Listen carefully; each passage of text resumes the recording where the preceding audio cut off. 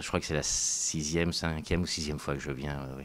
Donc c'est toujours un vrai bonheur de venir ici. Il n'y a pas que le soleil qui est le vrai bonheur. Il y a le lieu, quoi, chargé d'histoire et de nostalgie et de souvenirs. C'est-à-dire que le thé à la menthe ou thé citron, c'est la première fois que je venais à Ramatuelle. Je ne connaissais pas encore l'histoire des coussins qu'on balance, donc on était un petit peu surpris à la fin, parce qu'on s'est pris à peu près tous les coussins. Et ça a été une aventure vraiment extraordinaire, parce que, comme je disais, c'était la première fois, mais c'était la première fois aussi pour nous, dans le métier, de faire des festivals, de faire une tournée, d'avoir une pièce comme ça. Donc voilà, c'était que du bonheur. Thé à la menthe, tous les citrons s'est déroulé en deux parties. Il y a eu la première période, c'était en 91-92, avec le Café de la Gare, là on a le Théâtre des Variétés, les productions Lederman, voilà. Et là on a joué 700 fois à peu près cette période-là. Et elle a été reprise en 2010 au Théâtre Fontaine.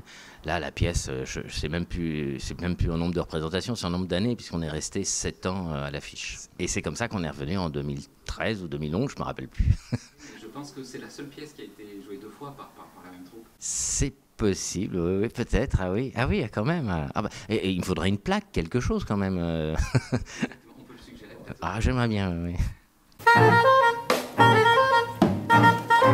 Je ne l'ai pas choisi, il est presque venu à moi parce que je tournais un court-métrage et c'était les mêmes conditions que la pièce que vous allez voir ce soir, Silence on tourne. C'est-à-dire que le public, ce sont les figurants. Et moi, je tournais un court-métrage, j'étais sur scène, on avait besoin de figurants avec Éric Leroc, c'est lui qui réalisait.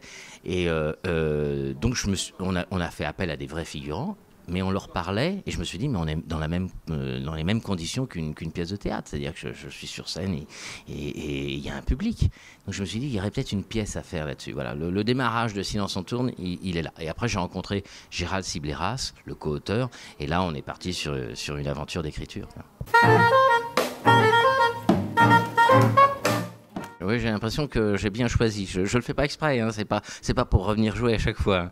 Non, mais c'est vrai que, mais en même temps, il y a tellement d'histoires au niveau du théâtre, des situations comiques au niveau du cinéma aussi, que voilà, on en profite. Je tiens un petit peu sur le fil, quoi. Tout à fait, mais une mise en abîme un petit peu particulière, j'en dirai pas plus. En tout cas, il y a une sorte d'interactivité avec le public, puisque de toute façon, il joue le rôle de figurant, qui joue des spectateurs, mais donc, voilà. Et donc, il y a une petite interactivité avec le public. Alors, je sais, à tous les mots, je sais pas, mais en tout cas, il faut que ça soit un remède pour les plus grands mots, oui, parce que on en a toujours eu besoin. On dit aujourd'hui, on a besoin de rire, mais je pense qu'on riait beaucoup plus. J'ai lu un sondage, on riait beaucoup plus avant. Donc c'est vrai que peut-être on a diminué au niveau du rire, je sais pas, il y a quelque chose qui se passe. En tout cas, malheureusement, j'ai pas la recette. C'est ça qui est un petit peu dommage. Autrement, si j'avais la recette, déjà je ferais plusieurs pièces, je serais beaucoup plus riche et ça permettrait de rire beaucoup plus. Vous voyez. Mais voilà, ça se fait, c'est quelque chose de, je sais pas, c'est dans l'air du temps peut-être aussi des fois. Il y a des films on rigole pas à leur sortie, on rigole après, ils deviennent cultes après, on rigole. Voilà, c'est un petit peu particulier le rire. Hein. C'est peut-être pour ça que c'est si rare et si cher. Pour moi, la meilleure mise en scène, c'est quand on la voit pas. Voilà, donc si elle est le plus, on est dans le quotidien le plus possible, dans le naturel, alors que c'est un vrai travail, il y a une précision, mais qu'on ne voit pas.